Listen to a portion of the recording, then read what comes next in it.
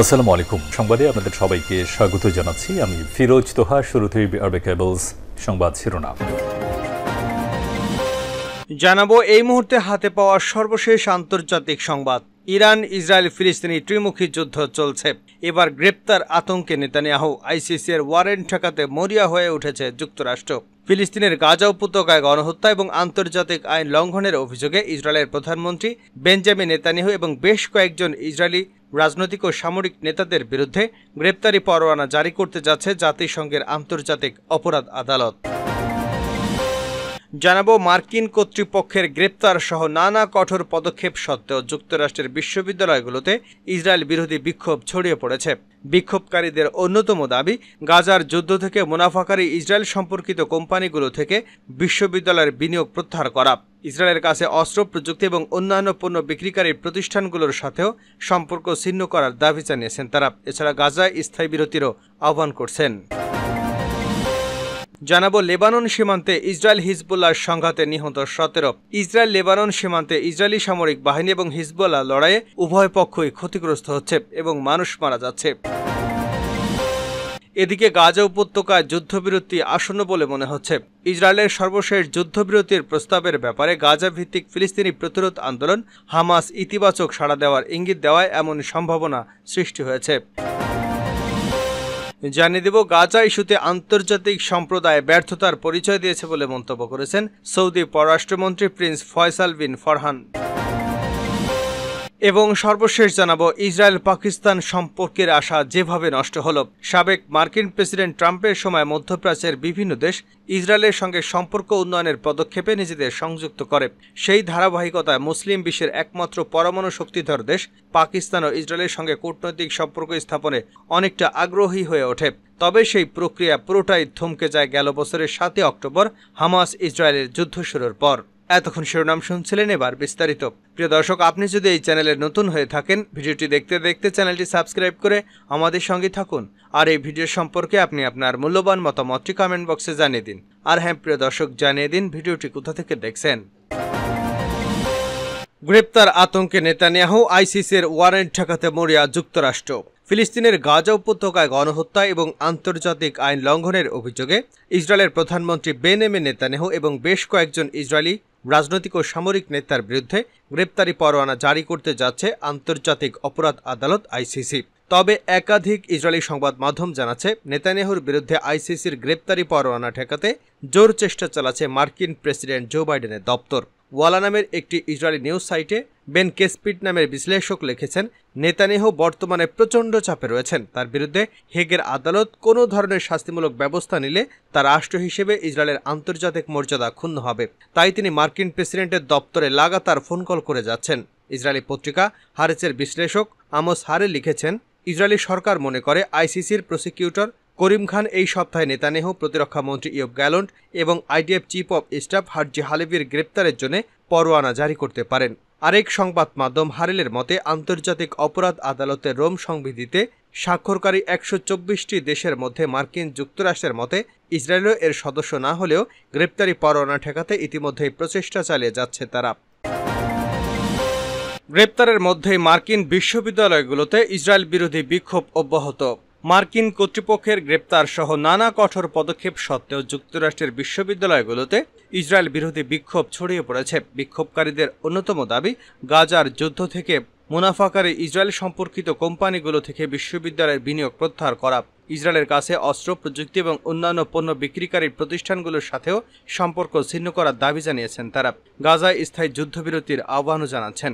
শিক্ষার্থীরা বিখ্যাত অনেক ব্যক্তির সমর্থনও পেয়েছেন, এমনকি তাদের দাবি পোর্টল্যান্ড বিশ্ববিদ্যালয় মেনে নিয়েছে। ক্যাম্পাসে বিক্ষোভের মুখে পোর্টল্যান্ড স্টেট ইউনিভার্সিটি জানিয়েছে তারা বোয়িং কোম্পানির কাছ থেকে উপহার ও মঞ্জুরি গ্রহণ থেকে বিরত থাকবে। উল্লেখ্য, বোয়িং তাদের ওয়েবসাইটে জানিয়েছে ইসরায়েলি সামরিক বাহিনী বর্তমানে 9টি বোয়িং পণ্য ব্যবহার করে, আর বোয়িং ইসরায়েলি অর্থনীতিতে $3.5 বিলিয়ন ভূমিকা রাখে।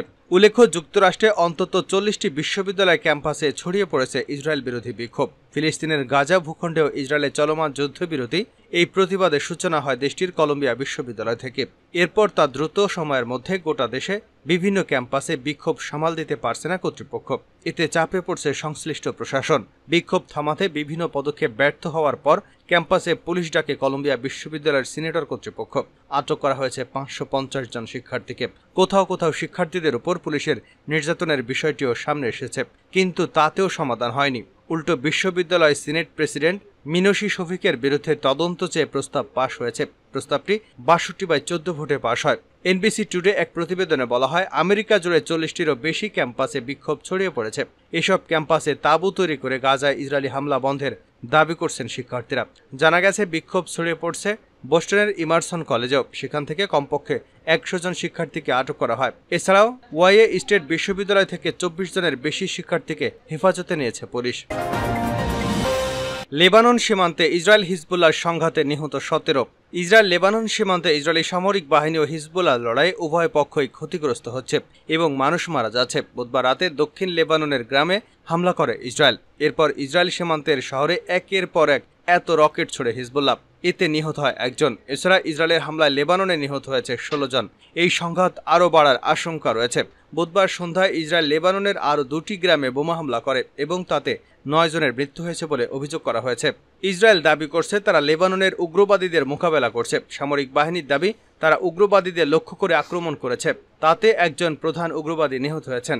সামরিক বাহিনীর তরফ থেকে বলা হয়েছে, উগ্রবাদী গোষ্ঠী আল জামাত ওই উগ্রবাদী ইসরায়েলের বিরুদ্ধে আক্রমণের পেছনে ছিলেন। সেই উগ্রবাদী এবং তার কিছু সঙ্গী মারা গেছে। সূত্র ডয়েচে ভেলে।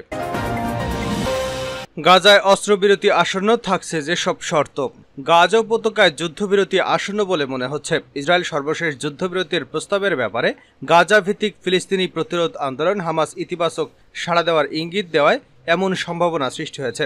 মার্কিন প্রেসিডেন্ট জো বাইডেন এবং ইসরায়েলি প্রধানমন্ত্রী বেনিয়ামিন নেতানিয়াহু রোববার রাতে গাজায় আটক বন্দীদের মুক্তি নিয়ে একটি চুক্তি করার ব্যাপারে আলোচনা করেছেন। এ সময় ইসরায়েলের নিরাপত্তার প্রতি লৌহ বর্মাচ্ছাদিত মার্কিন সমর্থনের কথা আবারও বলেন।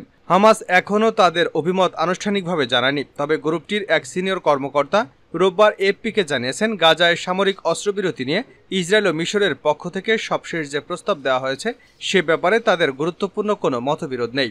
হামাসের এই কর্মকর্তা বলেন, নতুন কোনো ইসরায়েলি বাধা না এলে বলা যায় পরিবেশ ইতিবাচক রয়েছে। প্রস্তাবটি নিয়ে হামাসের পর্যবেক্ষণে বড় ধরনের মতানৈক্য দেখা যায়নি। হামাসের ওই কর্মকর্তা তার পরিচয় প্রকাশ করতে রাজি হননি। ওই কর্মকর্তা বলেন, কায়রোতে আজ সোমবার মিশরীয় এবং কাতারি মধ্যস্থতাকারীদের সাথে এক বৈঠকে অস্ত্রবিরতি নিয়ে হামাসের প্রতিক্রিয়া জানাবেন। আন্দোলনের সিনিয়র নেতা খলিল আল হায়ার নেতৃত্বে হামাসের একটি প্রতিনিধি দল। ইসরায়েল একটি প্রতিনিধি দলকে কায়রো সফর করার জন্য মিশর আমন্ত্রণ জানিয়েছে। প্রয়োজনীয় ব্যাখ্যা প্রদান এবং প্রক্রিয়াটি জোরদার করার জন্য তাদেরকে আমন্ত্রণ জানানো হয়েছে বলে কাতারের মালিকানাধীন আল আরাবি আল জাদিদ আউটলেট জানিয়েছে। গাজায় একটি অস্ত্রবিরতির জন্য মিশরের পাশাপাশি কাতার ও যুক্তরাষ্ট্রের চেষ্টা করে যাচ্ছে। একটি প্রতিবেদনে বলা হয়েছে, সর্বশেষ প্রস্তাবে কয়েকটি ধাপে যুদ্ধবিরতির কথা বলা হয়েছে। পরবর্তী ধাপগুলোতে যুদ্ধ বন্ধ এবং আরও বন্দী মুক্তি নিয়ে আলোচনা করা হবে।